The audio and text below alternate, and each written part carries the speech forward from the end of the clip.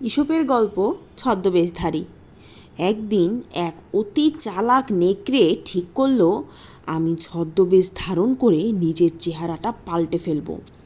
তাহলে আমার আর খাদ্যের ভাবনা থাকবে না। অতএব নেকড়ে একটা ভেড়ার চামড়ায় গা ঢেকে এক রাখালের চোখে ধুলো দিয়ে তার ভেড়ার পালের ভিতরে ঢুকে পড়ে তাদের মতো ঘাস খাওয়ার ভান করতে লাগলো। ক্রমে সন্ধ্যা হয়ে এলো। রাখাল তার ভেড়ার পালকে তাড়িয়ে এনে খোয়ারে পুরল। এদিকে হয়েছে কি, সেদিন রাখালের বাড়িতে কয়েকজন অতিথি এসেছিল। অতএব মাংসের খুব প্রয়োজন হওয়ায় একটা ভেড়া জবাই করার দরকার হলো। তাই একটা ভেড়াকে রাখাল খোয়ারের বাইরে আলাদা করে বেঁধে রাখলো। ভেড়াটিকে কিছু খেতেও দিল, কিন্তু দুর্ভাগ্যবশত সে ভেড়াটি আসল ভেড়া ছিল না।